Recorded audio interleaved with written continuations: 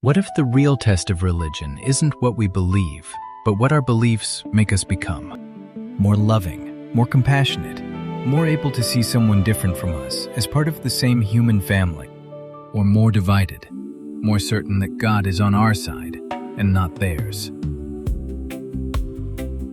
More than a century ago, Abdu'l-Bahá made a startling statement. If religion becomes a cause of hatred and division, he said, it would be better to be without it. This wasn't an argument against religion, it was a challenge to religion. What is religion actually for? That question brings us to the third of the 11 principles. Religion should be the cause of love and affection. In 1912, Abdu'l-Bahá spoke about the underlying reality of religion and distinguished it from the prejudices and imitations that can accumulate around it. We all inherit things, culture, traditions, beliefs. And sometimes, without realizing it, we inherit assumptions about other people. Who belongs, who doesn't, who is one of us, and who becomes them. Over time, those assumptions can harden. The label can become more important than the person behind it. And religion, something meant to unite human hearts, can become another wall between them. Abdu'l-Bahá believed those walls could be challenged. We could investigate reality for ourselves. That connects directly with the first principle we explored, the search for truth. Because if a prejudice was inherited, it can be questioned. If an assumption was learned, it can be examined. And when those barriers begin to fall, something else becomes possible. Abdu'l-Bahá put it beautifully. When reality envelops the soul of man, love is possible. Not agreement about everything, not sameness.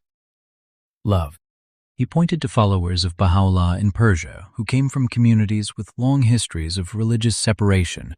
Muslims, Jews, Christians, Zoroastrians, and others.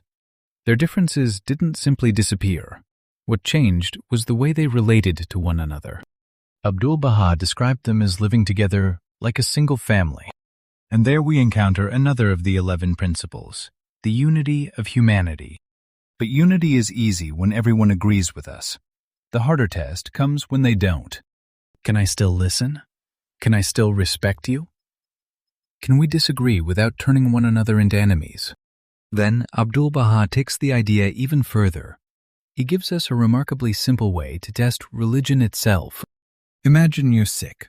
A physician gives you medicine. You take it for one reason, to help you heal. But suppose it does the opposite. The illness gets worse. The pain increases. Would you keep taking it simply because the bottle says medicine? That is Abdu'l-Bahā's metaphor. The prophets of God are like physicians of the soul. Religion is the remedy, and the patient is humanity. So look at the patient.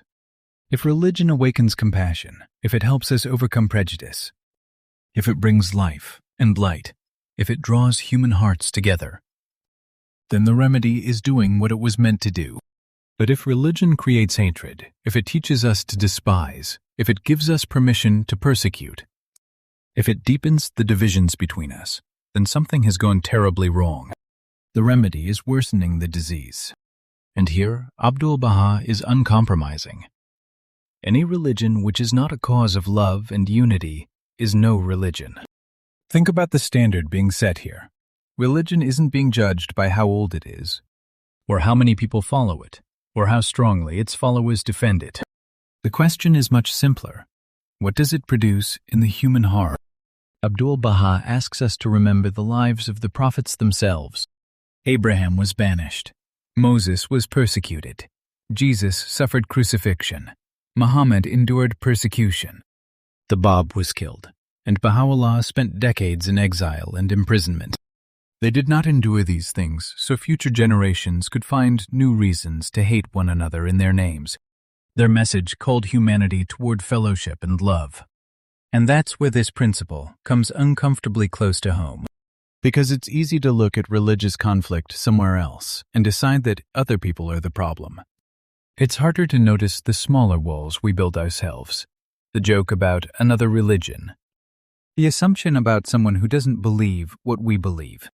The conversation we avoid, the person we stop listening to because we think we already know what people like that think. These things may seem small, But perhaps this is exactly where the third principle begins.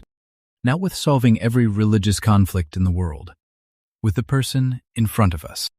Abdu'l-Bahá imagined something beautiful, the reality of love shining in human hearts. We don't have to wait for the whole world to get there. We can begin with one encounter, one disagreement, one person whose beliefs are different from our own, and ask ourselves, does the way I believe make it easier for me to love you?